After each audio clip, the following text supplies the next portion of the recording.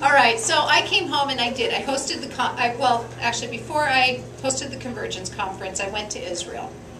And there I met with these same leaders. I walked off the tourist path. I was up at the High Golan. I met with military leaders.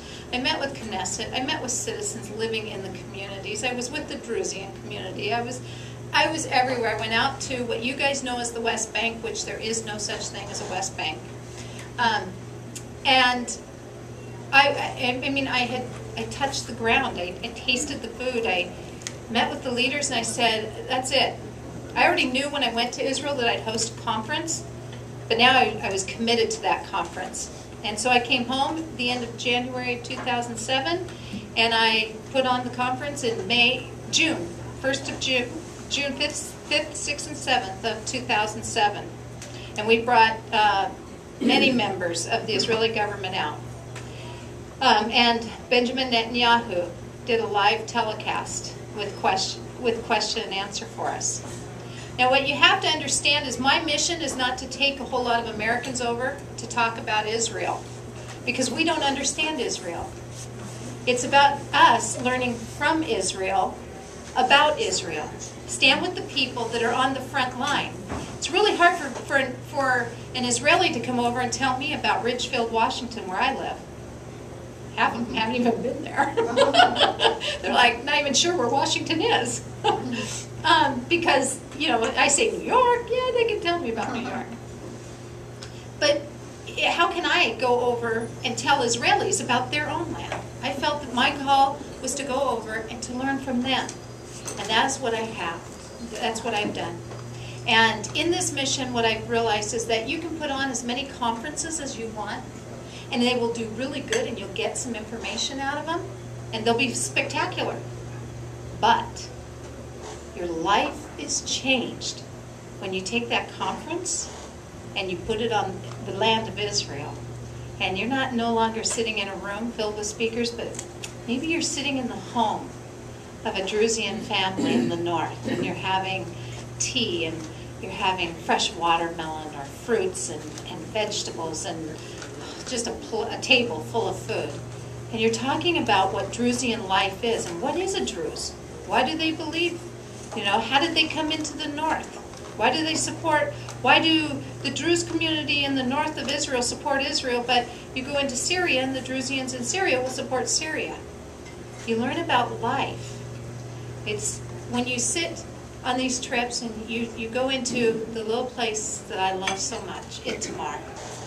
And the mayor and his wife will be here. They're good friends of mine. Will be here soon.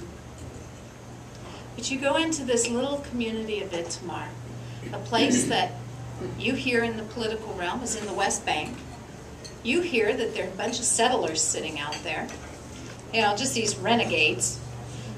And I walk into the community, and I see children playing in streets. I see military walking around, you know, hitching a ride to get into their post. I see organic farms, chicken farms. I see schools. I see housing. I see old housing, new housing. I see playgrounds. I see a lot of things that maybe others don't get to see because you're watching the news. You're getting to see this blown up place. Guess what? That's not even Israel. It's probably Baghdad. You know, you're not even seeing Israel, because there isn't a place in Israel where you're going to find the blown up buildings. Because Israel does not live that way. Israel restores life. Itamar is this little town of people that was developed in the Shomron region. The valley of the Shomron belongs to Israel, but it's been given authority to the Palestinian Authority. So you have towns like Nablus, which it isn't even Nablus, but you have towns such as Nablus and some other little towns along the way. Up on the hilltops is where all the Jewish people live. Well, why would you want the hilltops, the mountains? It's a pretty rocky area, but it flourishes with farms and vineyards and all kinds of activity, and there's universities and there's industry in some of these towns.